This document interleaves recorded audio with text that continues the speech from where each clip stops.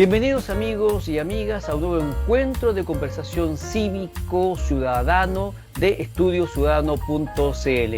Ya estamos terminando el ciclo candidato 2021, por lo menos en la primera parte. Lo iniciamos el último trimestre de 2020 con entrevistas a candidatos a todos los cargos que se van a elegir el próximo 11 de abril de 2021. Estamos terminando este primer ciclo, vamos a mantener las entrevistas y las vamos a publicar hasta pocos días antes de las elecciones.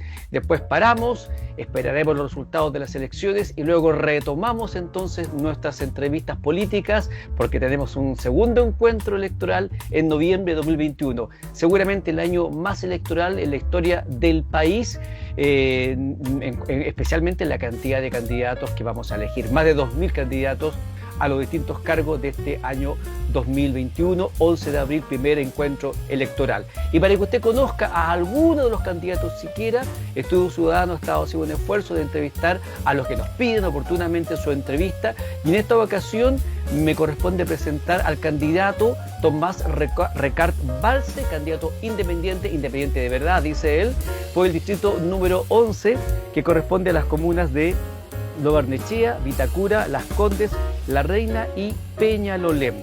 Tomás Recart Valse es ingeniero civil industrial, trabaja en el área de educación en la ONG Enseña Chile, y nos va a contar de eso y de sus ideas para la Asamblea Constituyente a través de esta entrevista de Estudio Ciudadano. ¿Qué tal, Tomás? Bienvenido a esta conversación. Muchas gracias por aceptar la invitación. ¿Cómo estás? Alejandro, muchas gracias a ustedes por la invitación y feliz de conversar. Este proceso justamente se trata de eso, así que con la mejor disposición.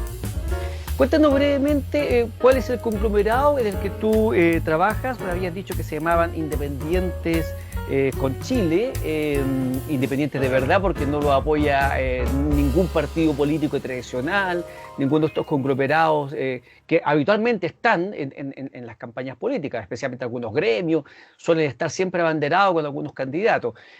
¿Cuál es el apoyo que tienen ustedes? ¿Cuál es tu grupo? Para que la gente te conozca un poquito más antes de que abordemos los temas fundamentales que tú quieres tratar en la Asamblea. A ver, para ser bien claro, mi grupo de interés son los estudiantes de los colegios más vulnerables de Chile. Aunque yo estoy en el distrito 11 porque vivo acá, yo vivo en La Reina, hoy día estoy hablando de ahí.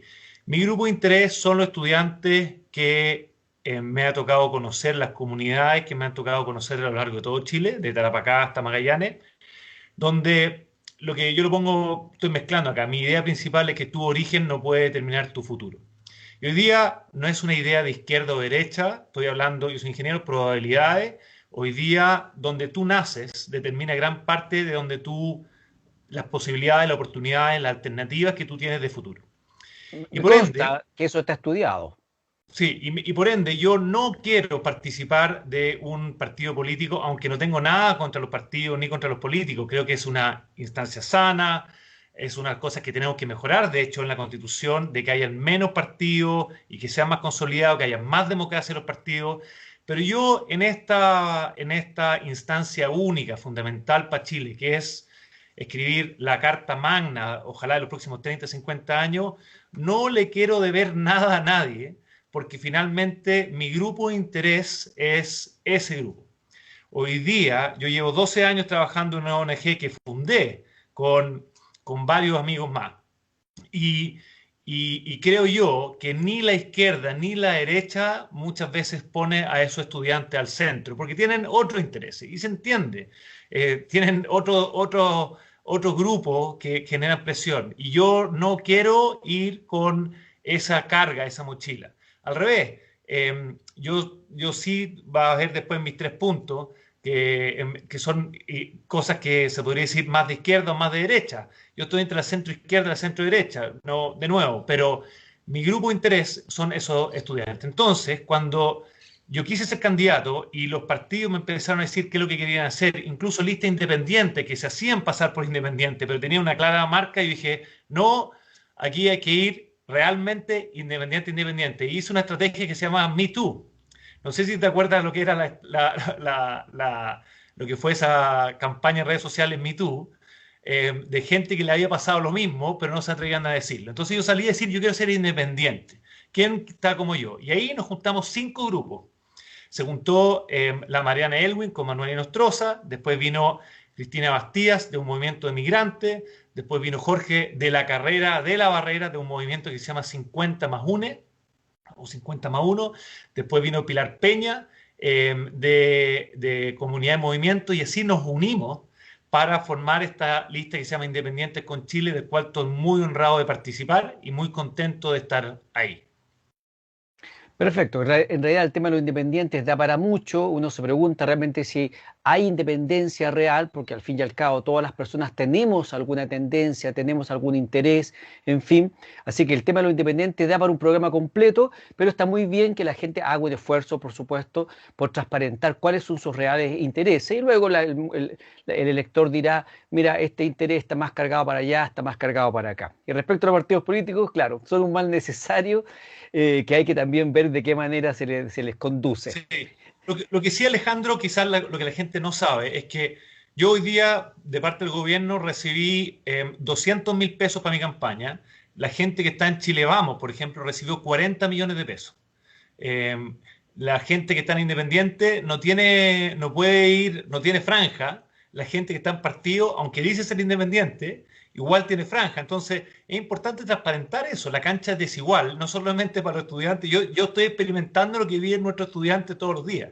Entonces, no es verdad de que si tú vas en un cupo de partido, eres independiente. No eres independiente, porque te pasan mucha plata, te pasan franjas y te pasan muchas cosas. Entonces, hay que ser transparente, en el fondo, en cuáles son las condiciones de esto, porque hay que cambiar la política también. Hoy día es tragicómico que la gente se saca una foto escuchando a la gente. Yo digo, si no la escuchaste los últimos 5 años, 10 años, no lo vas a escuchar ahora ante un mes o 2 meses antes de la campaña, ni menos cuando te están sacando una foto. O sea, no lo hagas para la foto. ¿Cuáles son tus intenciones? Entonces, cambiemos la política. Hay gente que yo no quiero dedicarme a esto, voy para esta instancia única y vuelvo. Digo, no puede ser de que todo sea para la foto, no puede ser, lo importante es lo que tú haces cuando nadie te ve y que la gente escuche cuando están sacándole una foto o un video para Instagram, es lo que tenemos que cambiar. Correcto. ¿Por qué dices tú que el gobierno te dio 200.000 pesos? ¿Cómo es eso? Hay una ley de CERVEL que las listas reciben un tamaño de dinero a partir de la última votación. Y nosotros como independientes recibimos, con justa razón, el dinero de la peor lista, la que peor le fue. Entonces por eso recibimos mucho menos. Tú te refieres para que la el gente aporte es proporcional no a lo que le sacó la vez anterior.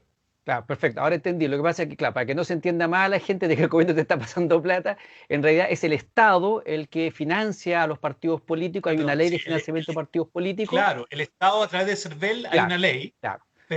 pero que es proporcional a la votación anterior. Entonces es muy difícil venir de atrás, se podría decir. En el caso de los independientes no conozco bien la norma, pero es algo así como que lo homologan al partido o a la lista menos votada del sector y claro, le saca muy poquita plata.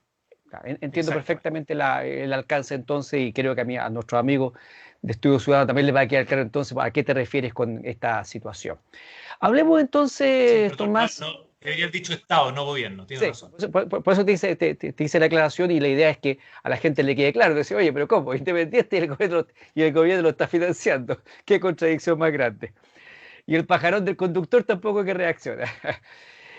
Tomás, entonces, cuéntanos, enuncia y después lo vemos con más detalle. ¿Cuáles son los 2, 3 grandes temas que a ti te parecen importantes plantear para esta conversación de una nueva constitución? Claro. Deja explicar brevemente qué es una constitución, porque no sé si todos saben. Sí, yo básicamente lo mismo, yo creo que no todos saben, así que explícalo. La constitución tiene, a mi juicio, 2 grandes partes, o 2 grandes secciones. Uno, que tiene que ver con derechos y deberes, o el derecho y deberes de los gobernados, se podría decir, y el segundo tiene que ver con el origen del poder y la distribución del poder. Específicamente, cómo se distribuyen las instituciones que componen nuestra república. Entonces, mi gran título, como lo dije antes, y es uno uno, ¿verdad? Que es tu origen no puede determinar tu futuro.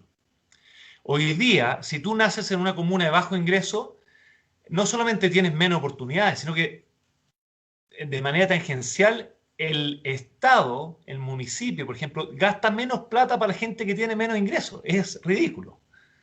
Entonces, hoy día no solamente eso, sino que también si tú estás en regiones, yo con mucha honra represento al Distrito 11, pero a mí me ha tocado visitar todo Chile. Si tú estás en regiones, objetivamente tienes menos oportunidades, tienes menos acceso a lo que yo llamo bienes públicos de calidad. Estos son, por ejemplo, educación, salud, seguridad, vivienda, ciudad como fuente de equidad, agua. Entonces, esas son cosas que independiente de tu capacidad de pago, tú debieras poder tener acceso por la pura razón de ser chileno o chilena. Y para poder, en el fondo, llevar eso a cabo, no solamente se necesitan derechos, o ponerlo, plasmarlo en derechos, que para la gente que ha leído la Constitución del 80, esos derechos ya están en la Constitución del 80. Yo, siendo bien transparente, yo voté apruebo, pero la Constitución del 80 es una buena constitución en el sentido de derechos, porque esos derechos están. Ayer, por ejemplo, la presidenta Bachelet, mediante un tuit, dijo que había que poner el medio ambiente como un derecho. Eso ya existe. El artículo 19, inciso 8, habla del medio ambiente como un derecho. Entonces, la pregunta es, ¿por qué no sucede? Y ahí está, a mi juicio, la conversación más interesante que tiene que ver con la institucionalidad del Estado de Chile, la operancia, la responsabilidad, la eficacia y el sentido de urgencia que tiene. Deja ponerte un ejemplo para que la gente entienda con pera y manzana. Llevamos 20 años con comisiones para hablar de cómo mejorar las pensiones. 20 años. Llevamos 15 años hablando de lo malo que opera el Sename y hoy día se reformó. No sabemos si es mejor. 15 años. La ONEMI, después de miles de terremotos, 10 años.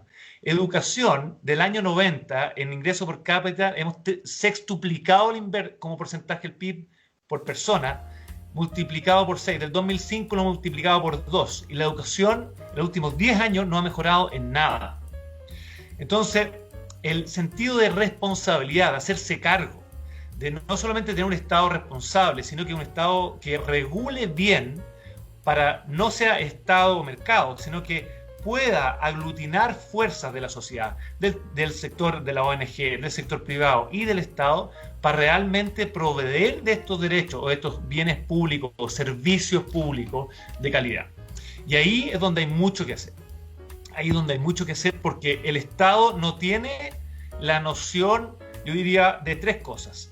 Responsabilidad, no tiene la noción de la eficacia y no tiene la noción, en el fondo, de la colaboración, de trabajar con las comunidades. Es muy prescriptivo. Entonces hay 4 cosas que hay que cambiar ahí, que es la estructura, los incentivos, la flexibilidad y aquí algo importante, Alejandro, la no captura por grupos de interés.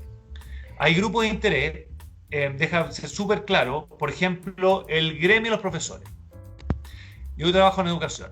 El gremio de los profesores hoy día es elegido, la última votación, con un poco más de 5.000 votos. No sabemos si hay gente que ejerce, 5.000 votos.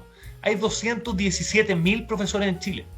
Entonces tenemos un grupo muy pequeño adjudicándose la representación y hoy día en época de coronavirus dice que no vuelve si no está en fase 5. Eso no puede ser. Un grupo pequeño captura algo tan importante como la educación y dice que no nos van a volver y entonces, no puede ser eso. Necesitamos volver. Ahí está el artículo 15 y el inciso 15 y el 19 del mismo artículo 19 de la Constitución, que habla de que no pueden mezclarse intereses políticos partidistas en aspectos que afectan al bien común y que afectan al bien público. Entonces ahí está el trabajo duro. Entonces toda la gente que habla que esto es el derecho, esto es el derecho, está lleno de derechos. El punto es que no sucede. Y eso es la segunda parte de la Constitución y ahí es donde tenemos que trabajar la modernización del Estado con estos 4 aspectos que yo te dije. Entonces, primer punto, tu origen no puede determinar tu futuro y hay mucho que hacer en profundidad. Y segundo punto, yo creo que es una gran oportunidad este proceso para, a mi juicio, al menos hacer 2 cosas. Uno, es tener una Constitución con legitimidad. Es muy importante que haya legitimidad. La anterior Constitución que yo creo que fue una buena constitución que aportó al país. Yo no estoy de acuerdo que los 30 años fueron malos, yo creo que los 30 años fueron muy buenos en muchos ámbitos. Hay un degradé en la institucionalidad, eso es lo más negativo, la falta de confianza en nuestros líderes. Pero habiendo tenido una constitución buena, tenemos una constitución que no fue legitimizada por la gran mayoría de los chilenos porque fue hecha en dictadura. Entonces, eso es un tema importante. Y segundo, es un proceso de formación cívica muy relevante.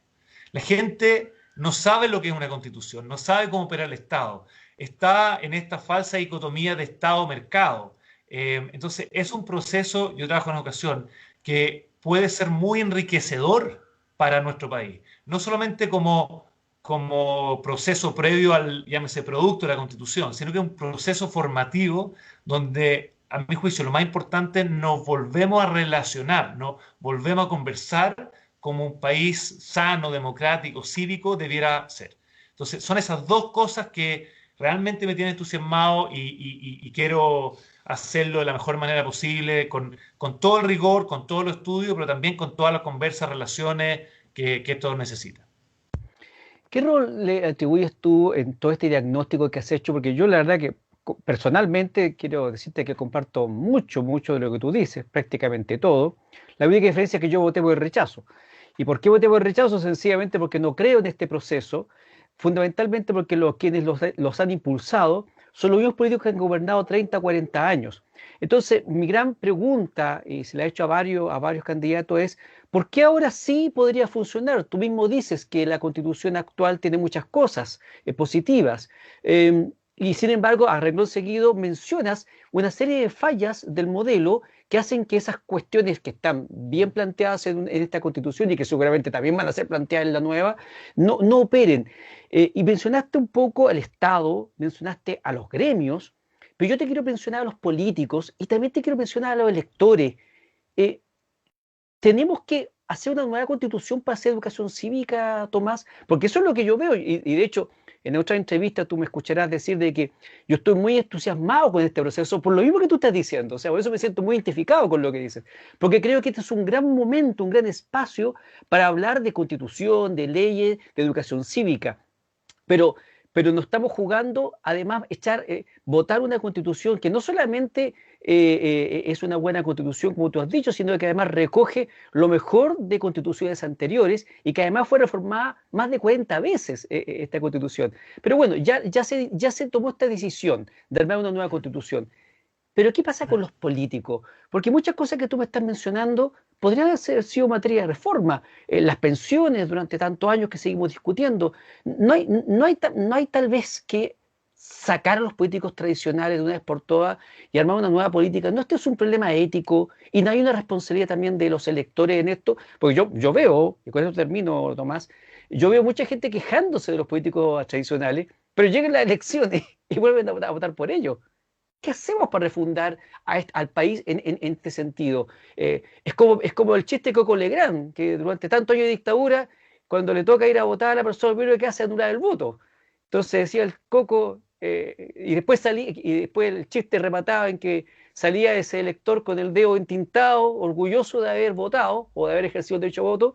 Y en realidad el Coco decía había que pegarle un martillazo en los dedos realmente, porque se farrió la oportunidad de votar por quien corresponde. ¿Qué pasa con Sí. eso, Tomás?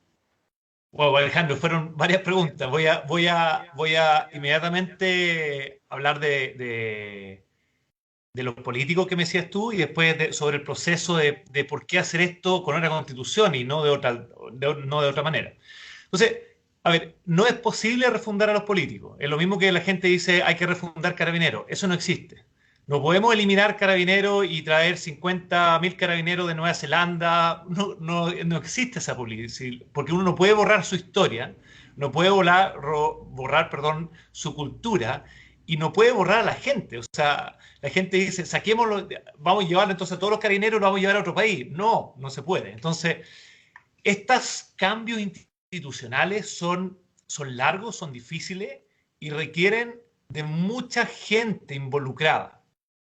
Es lo mismo que educación. O sea, yo sé mucho de educación, pero también te quiero decir que los problemas que hay en educación son los mismos que hay en la política, los mismos que hay en salud, los mismos que hay Y tiene que ver con esas 4 cosas que yo te dije: estructura, incentivo, flexibilidad y captura.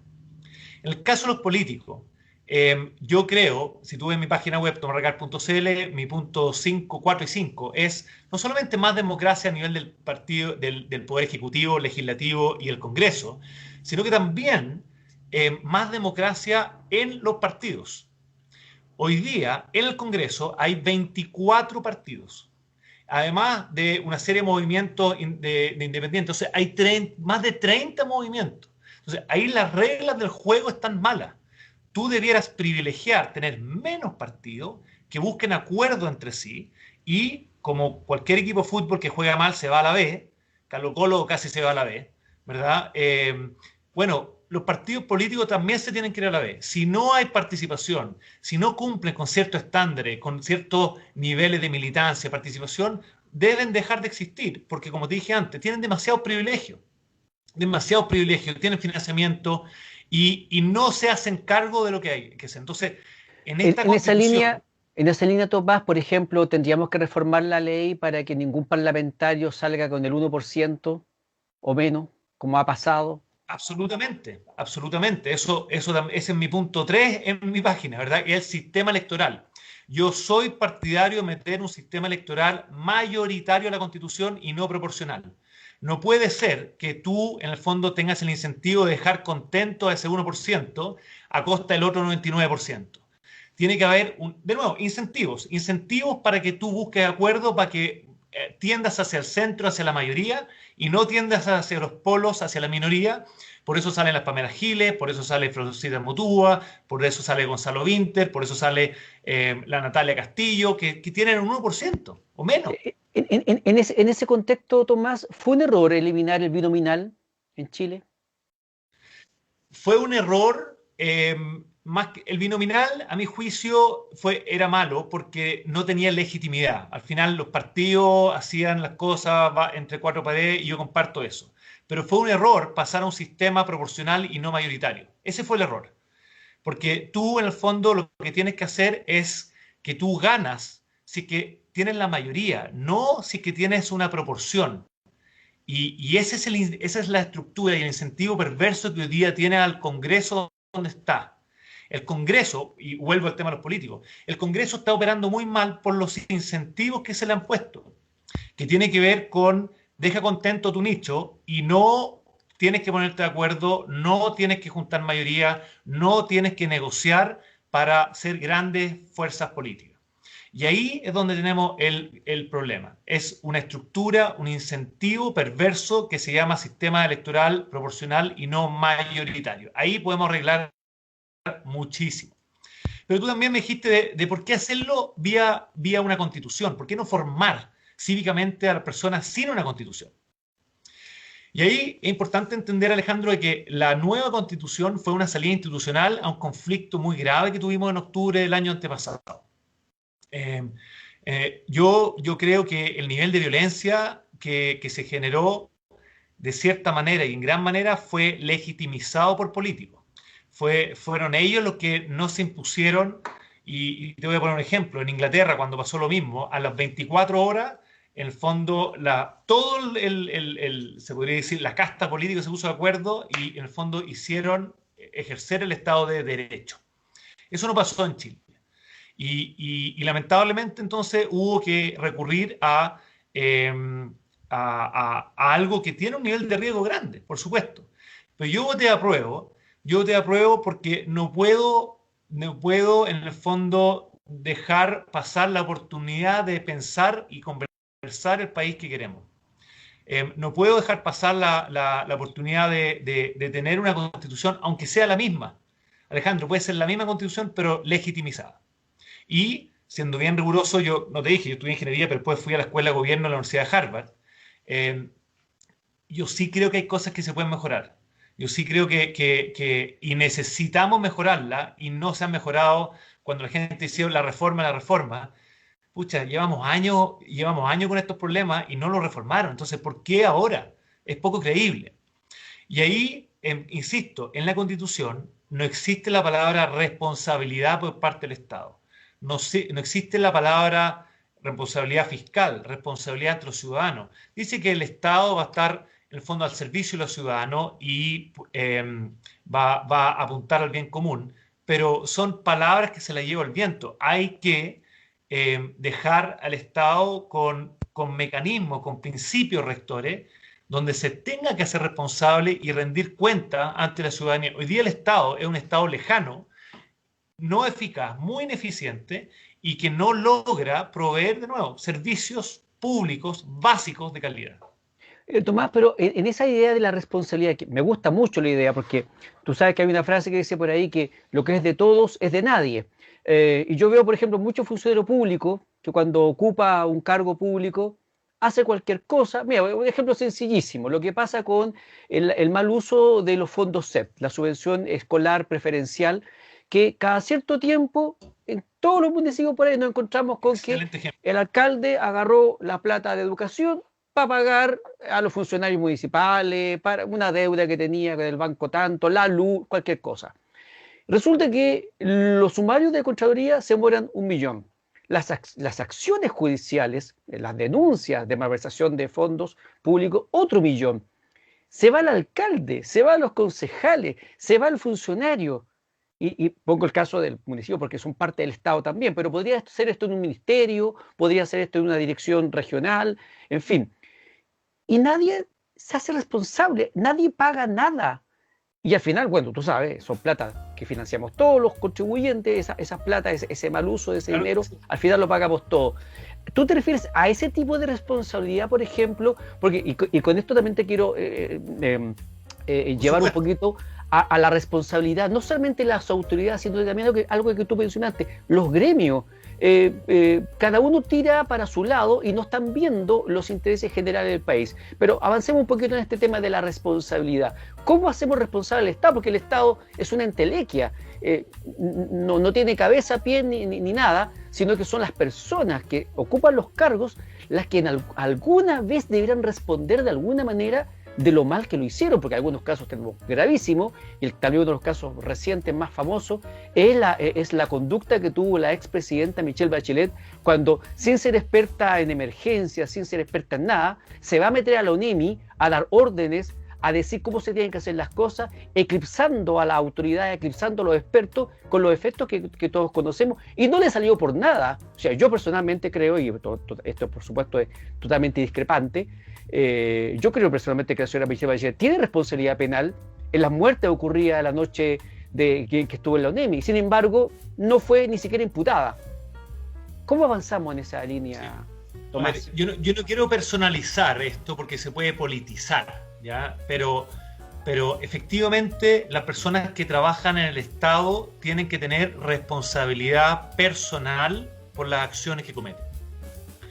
Y algo bien, quizás uno diría básico, lo pusiste muy bien, la ley SEP, subvención escolar preferencial, fueron millones y millones de pesos que los alcaldes de todo tipo, derecha e izquierda, mal usaron, y lo que hizo el Estado fue un perdonazo. Entonces, eso no puede suceder. Eso no puede suceder. Y lo mismo los gremios. Los gremios, tú sabes que en la Constitución del 80 está prohibido para los gremios que trabajan en el Estado el derecho a huelga. Entonces ellos alegan y dicen, pero eso es discriminación y no se puede. Digo, perfecto. ¿Por qué no están todos entonces en el Código del Trabajo? No, porque ahí pierden sus beneficios.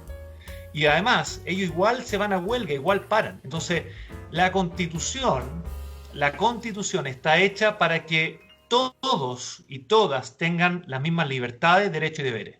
Y eso incluye a los empleados estatales. Los empleados estatales no pueden tener más privilegios, no pueden tener más derechos que un ciudadano común y corriente. Y dejarte un dato, Alejandro.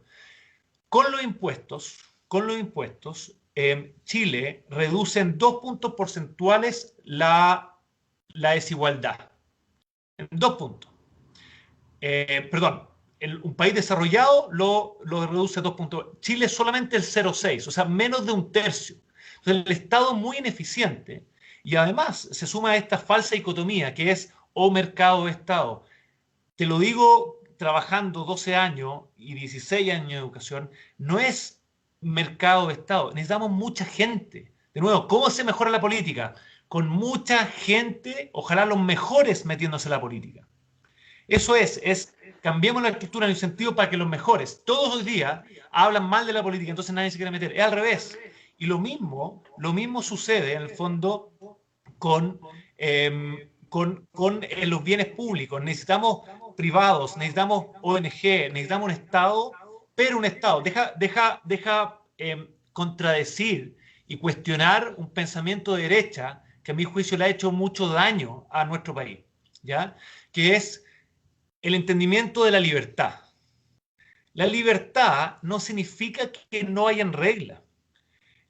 Un partido de fútbol sin árbitro es un desastre. Lo que tiene que hacer el Estado es poner buenas reglas, pero no poner reglas. Regla, de nuevo, incentivo, flexibilidad, no captura, estructura. Esas son las 4 cosas. ¿Y qué es lo que pasa? Deja darte un ejemplo. Si nosotros agarramos, por ejemplo, las reglas que hay en Wall Street, en el mundo financiero, y las ponemos en Chile, hay mucha gente que se va presa. Entonces, la derecha, de hecho, hoy día la derecha dice sin reglas, esa es la libertad. Eso es un mal entendimiento de la libertad. Eso se llama un espíritu libertario. Pero lo que necesitamos un Estado es un Estado fuerte en hacer buenas reglas, buen rayado de cancha, buenos árbitros. Última analogía, yo jugué rugby mucho tiempo. Nos sacábamos la mugre entrenando. Nos sacábamos la mugre entrenando toda la semana para jugar el fin de semana. Y era realmente frustrante cuando el árbitro era un mal árbitro. Porque nadie podía jugar, ni el equipo contrario ni nosotros. Perdíamos el partido, no había sentido, era todo por la borda. Pero cuando había un buen árbitro, eran excelentes los partidos. Entonces, el Estado tiene que ser un buen regulador. Y esta dicotomía que grande o que chico, que mercado, Estado, son puras pamplinas, porque lo que necesitamos finalmente es que la gente que necesita bienes públicos básicos de calidad reciba eso. Y ellos no están en esta falsa dicotomía de la élite universitaria muchas veces, santiaguina, que está hablando de estas tonteras. Ellos necesitan que le resuelvan los problemas. Qué buen ejemplo del rugby, Tomás, porque además estamos hablando de un deporte de roce, un deporte que no es suavecito, y ya me estoy imaginando cuando a alguien lo golpea, no lo pasa de llevar y vaya inmediatamente a la Comisión de Derechos Humanos a alegar. O sea, a ver, ¿qué es lo que quiero decirte? Mira, creo que es una de las entrevistas más interesantes que he hecho en todo este periodo de candidato 2021, la que estoy teniendo contigo en este momento, Tomás, porque tú estás diciendo cosas que no son fáciles de decir para alguien que quiere ser parte de la clase política, porque eh, cuando nos metemos en esto, empezamos a ser políticos, porque empezamos a hacer política. Ah, porque tú estás diciendo cosas como que debe haber cooperación. Eso significa, para que le aclaremos a la gente lo que tú estás diciendo, que por ejemplo hay que estimular, hay que seguir trabajando en educación, por poner un ejemplo, con los privados, porque hay gente Sí. que demoniza a los privados en la educación. Tú ves toda la discusión que hubo sobre el tema del lucro, que a mí me parecía casi una cuestión un poco artificial. Es verdad que habían, o hay todavía conglomerados que tenían una visión demasiado comercial, digamos, de la prestación del servicio educacional. Pero yo tampoco no podía entender que hay gente que no entendiera de que el profesor, el director o el rector de universidad trabajan por plata, porque si no, ¿cómo viven? Entonces no entendía mucho esta dicotomía. Lo mismo pasa en el área de la salud. Hay gente que dice, no, es que solamente la salud la tiene que proveer el Estado. Yo me pregunto qué hubiese pasado si solamente hubiéramos tenido hospitales públicos para atender la pandemia del coronavirus y no esta red que se armó entre los públicos y privados. Entonces, en definitiva, Tomás, para que la gente le quede claro tu pensamiento en muchas áreas, estamos hablando entonces de seguir dialogando entre actores públicos y privados para enfrentar muchas otras cuestiones, las concesiones de las carreteras, las obras públicas, educación, salud. De eso estamos hablando porque hay gente que rasga vestidura frente a esas ideas. Les parecen No, que no es el camino. tú me ocupas una palabra muy buena, dialogando, conversando, colaborando entre privados y públicos de todas maneras. Mira, aquí la gente tiene que entender algo muy, muy simple, que es los frescos se distribuyen uniformemente. Los frescos están en la derecha y en la izquierda. están en el Estado y en los privados. A eso hay que meterlos presos. A eso hay que meterlos presos, hay que caer con todas las penas de la ley. Pero esa falsa dicotomía que es Estado-mercado es una falsa dicotomía, porque aquí el objetivo no es Estado-mercado, aquí el objetivo es que tu origen no determine tu futuro. Y a veces el Estado opera mejor, a veces el mercado o el privado opera mejor, pero tenemos que entender de que proveer estos servicios públicos de calidad es muy difícil. Entonces, no hay nadie que lo haga bien solo. Ningún problema en la humanidad se ha resuelto de manera individual, siempre se resuelve de manera colectiva. ¿Qué mejor que el coronavirus? Necesitamos la ayuda de todos, privado, Estado, qué mejor que, por ejemplo, las guerras mundiales o los terremotos. Todos ayudan. La sociedad civil, la empresa. Entonces, no, eliminemos la Teletón porque no es del Estado. Es francamente poner la carreta ante los bueyes. El objetivo es ayudar al enfermo. No importa si es ONG o si es... Solucionemos los problemas. Eso es lo que la gente quiere. Entonces, Sí. yo también quiero decir algo con vía voz. Estas discusiones son muy santiaguinas, muy de la élite, muy de los mismos de siempre que en el fondo quieren satisfacer su propia ideología. Pero aquí la gente necesita soluciones.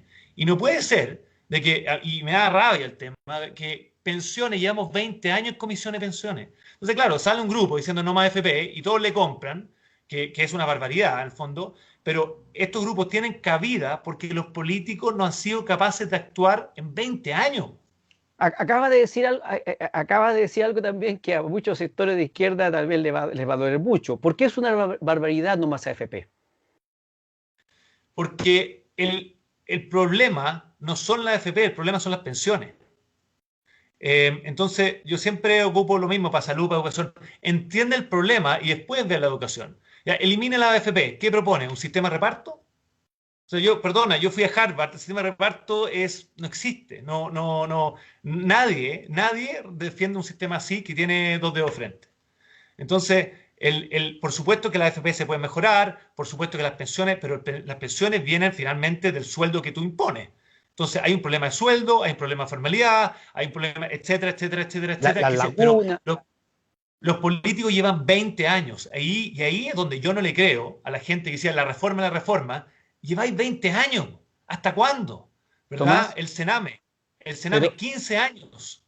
absolutamente de Entonces, acuerdo, pero aquí deja cuestionar a la sí. derecha y a la izquierda. Claro, no más FP, pero la derecha cree que el mercado corrige estas cosas. Y ahí es donde se equivoca, porque el mercado no funciona, y de nuevo, lo mejor en el área financiero de Estados Unidos, necesitamos buena regulación, necesitamos un buen Estado. El Estado, quiera o no quiera, pone la música. Y hoy día la música que pone es mala. Hay que cambiar esa música y que sea una música que en el fondo sea ávida para los oídos. Mira, Tomás, la verdad que me siento muy identificado con las cosas que dices. Tal vez, por eso, la única diferencia que parece que tenemos es que tú votaste a prueba y yo voté rechazo, pero el diagnóstico estamos muy en la línea.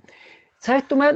Más allá de conversar otros temas, porque en todos los casos que tú mencionas se van repitiendo el patrón. Eh, y de hecho dijiste algo al principio de la entrevista que es muy importante, que tiene que ver con quiénes son independientes de verdad, quiénes están apoyados por los políticos de siempre. De hecho, el resultado del plebiscito fue contundente. La gente no quería a los políticos tradicionales en el nuevo proceso de nueva constitución y sin embargo van a estar igual.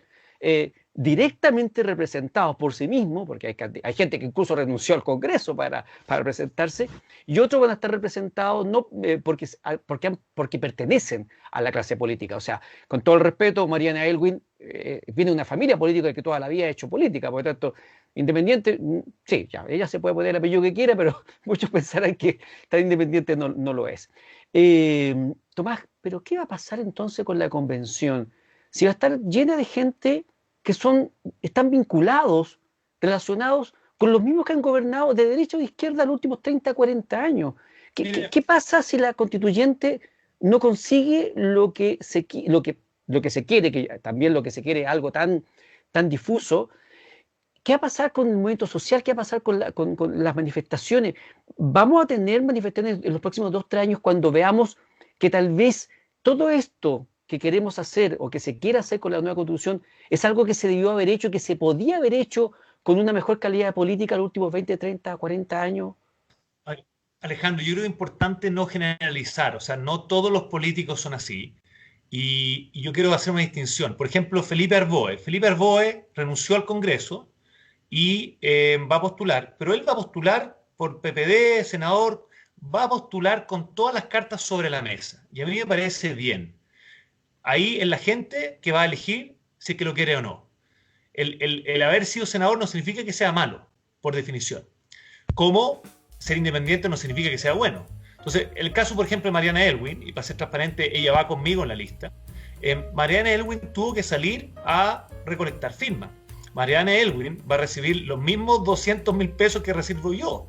Mariana Elwin también no va a tener espacio en la televisión. Ella, para los que no saben, ella renunció hace 5 años a la democracia cristiana por malas prácticas del partido. Y yo al revés, yo encuentro que es súper valiente. Por supuesto que viene de una familia política, pero no confundamos lo que es la política, que yo también estoy metido ahora en la política, que lo que es la política partidista. O sea, nosotros no estamos en partidos políticos y por ende tenemos mucho menos beneficios versus gente que va por lista, pertenece a partidos toda su vida y hoy día dice ser independiente. Eso me parece poco transparente, porque tú tienes que decir que por ir en ese cupo de partido recibes 40 millones de pesos, recibes más franja electoral, recibes en el fondo todo el apoyo de partido para ir a los medios, para ir a la televisión, etcétera. Entonces, eso es lo que hay que cambiar. ¿Hasta cuándo? Y yo creo que la gente se da cuenta. O sea, no puede ser de que, no sé, yo voy manejando y veo 20 personas con bandera y no es gente que cree en lo que en esa candidata o ese candidato dicen. Es gente pagada. Es gente pagada. Entonces, no puede ser de que por la cantidad de tu billetera determine en el fondo el tipo. Saquemos las cosas en el fondo vis a vis. ¿Cuántos voluntarios tienen? ¿Cuánta gente estamos viendo de verdad versus cuánta gente está pagando? Entonces ahí es donde la política tiene que cambiar y no hablemos de los políticos, sino que, y te voy a decir por otro lado, los independientes está lleno de los mismos problemas. Lo mismo. O sea, de nuevo, los frescos no son los políticos y los buenos son los independientes. Los frescos se distribuyen uniformemente y lo que la gente tiene que discernir es quiénes lo hacen de verdad y quiénes no. Ahí también hay que hacer una recomendación a las personas para que miren, hay muchas notas de prensa que están apareciendo con los aportes de los privados a las distintas campañas. Y ahí uno puede observar entonces también eventualmente algunos intereses que puedan haber entre el aportante y el que recibe el aporte. Eso está en la página de CERVEL, la gente lo puede revisar y eso obviamente le da más transparencia a nuestro sistema. Tomás, nos quedan pocos minutos, así que me gustaría que pudiéramos hablar de algunas soluciones, algunas cuestiones específicas. Tú has mencionado más de una ocasión la eficiencia del Estado.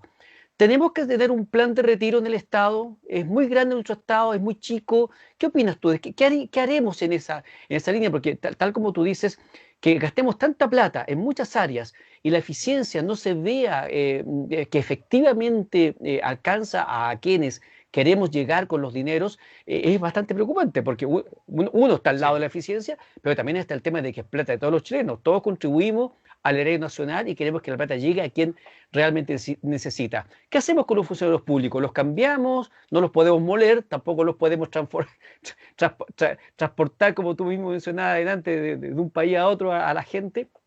¿Qué hacemos con los funcionarios públicos para que hagan la pega? Mira, Alejandro, lo importante es que estos problemas son complejos y por ende esta constitución hay que hacerla muy bien de inicio a fin. No es cosa de poner algo. Entonces, dejarte 3 datos que afectan lo que tú acabas de decir.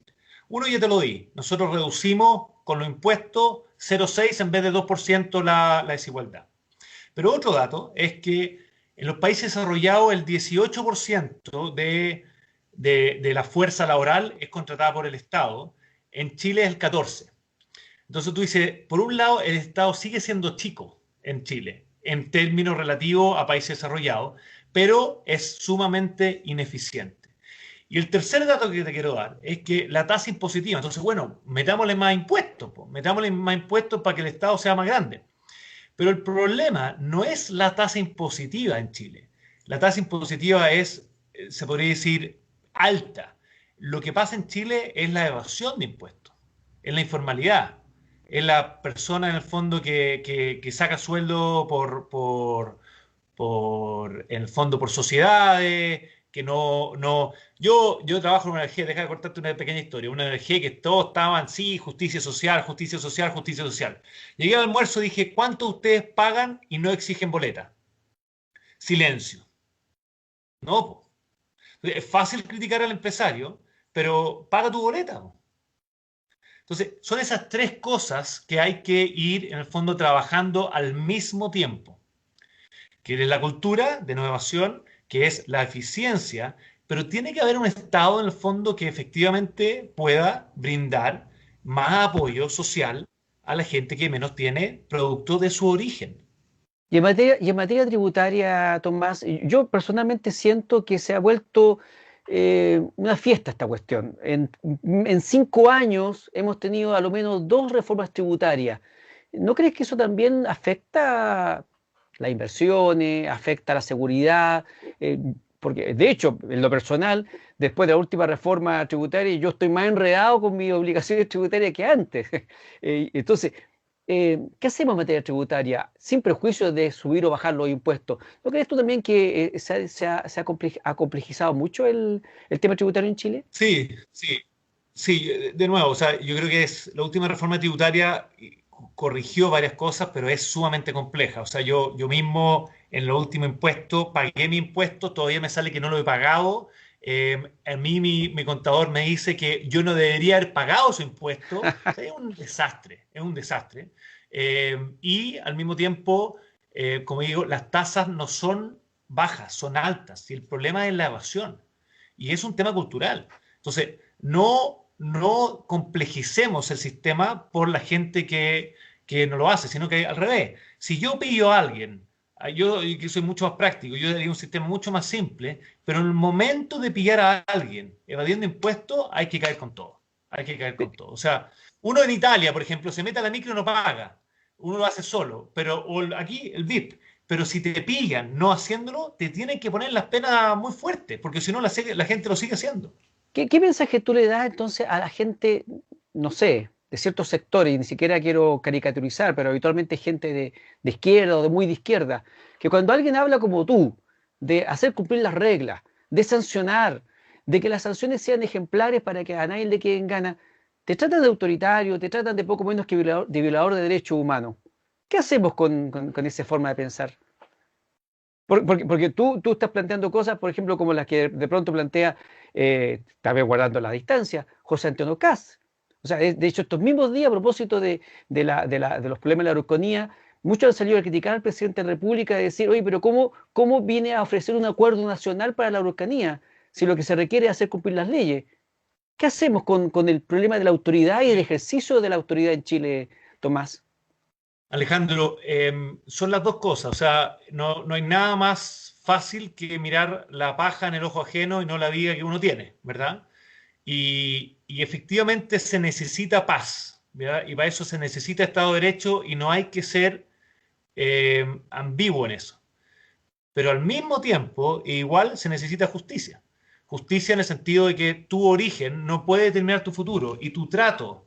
Justicia tiene dos componentes. Tiene el componente de reivindicación de derechos y tiene el componente de igualdad de trato. Hoy día en Chile, por tu apellido, por tu color de piel y por tu sueldo, te tratan distinto. Entonces, lo que hay que hacer las dos cosas. Y deja citarte a un novelista ruso que me encanta, Alexander Solzhenitsyn, que dice, la línea entre el bien y el mal pasa por la mitad del corazón del ser humano y por todos los seres humanos. Entonces, claro, la derecha apunta a la izquierda y le dice paz, y la izquierda apunta a la derecha y le dice justicia. Y la paz y la justicia no son ni de la izquierda ni de la derecha. La paz y la justicia son derechos de cada ciudadano y las autoridades son responsables de ejercer las dos. Y ahí es donde a mí me gusta entrar con fuerza independiente, porque tenemos puntos ciegos y de nuevo, la derecha no entendió, no quiso entender que el mercado no corrige las desigualdades de origen. Claro. Y la izquierda no quiere entender de que sin Estado de Derecho no existe el desarrollo. Claro. Entonces, y en ese contexto, Tomás, ¿existe realmente un conflicto mapuche en Chile? el conflicto mapuche, yo creo que hay que disectarlo. Yo no creo que es un conflicto mapuche. Hay terrorismo en el sur, ¿ya? Pero el pueblo mapuche es muy distinto. Yo soy del sur, he estado en el sur. La gente que está en el sur te pide propiedad privada en sus tierras, te pide educación, te pide un Estado, de nuevo, mucho más ayudador para poder acceder a esos bienes públicos.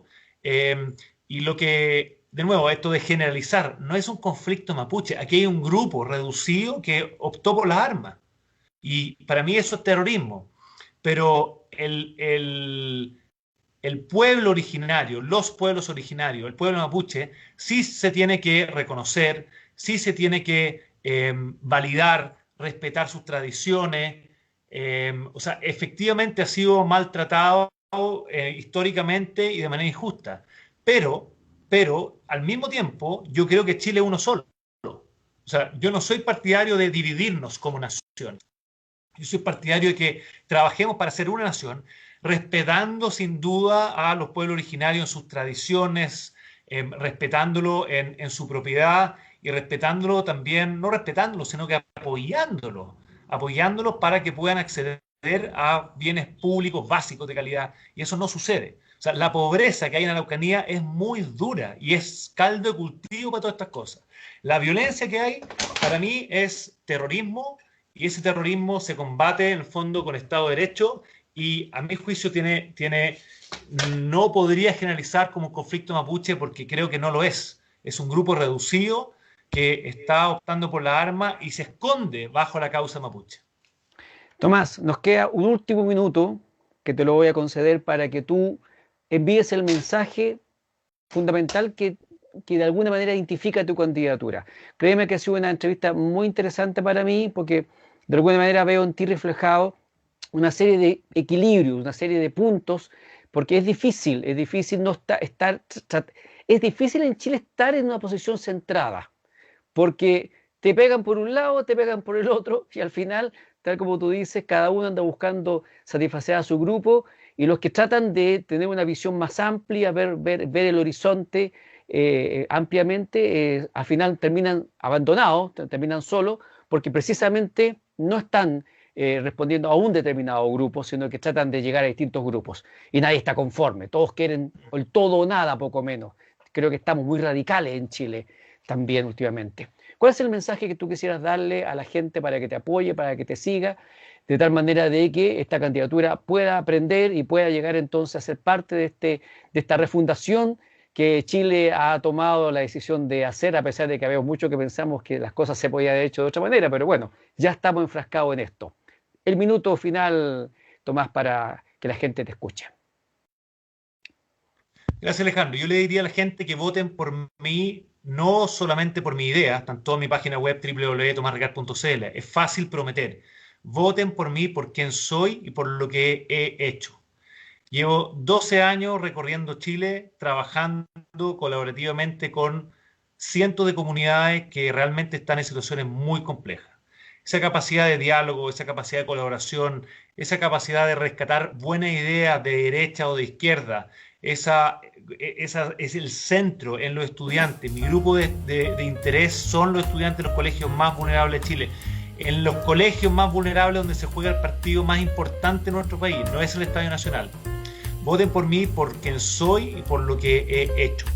Es lejos más importante que las promesas que uno puede hacer en época de campaña, que todos sabemos que son bien poco creíbles. tomasricard.cl, ahí van a tener toda la información.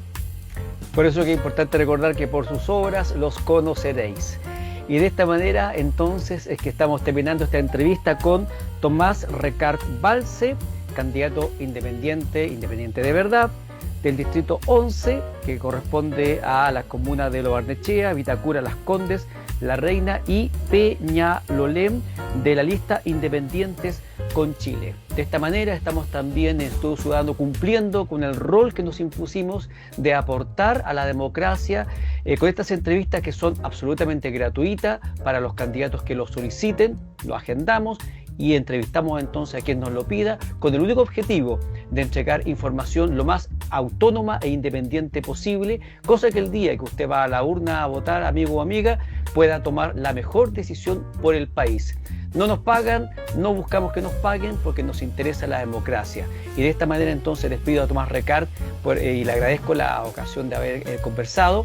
Deseo que te vaya súper bien, Tomás, en las elecciones e independientemente de cómo te vaya en esta elección, te dejo desde ya invitado para que sigamos conversando sobre esta y otras materias, porque veo que eres una persona que está involucrada en el mundo social, en el trabajo público, y cuando uno tiene ese bichito ahí al interior, naturalmente que lo elija o no lo elija para un cargo, no hace mella en la intención de seguir trabajando. ¿O no, Tomás? Muchas gracias, Alejandro. Fue un placer.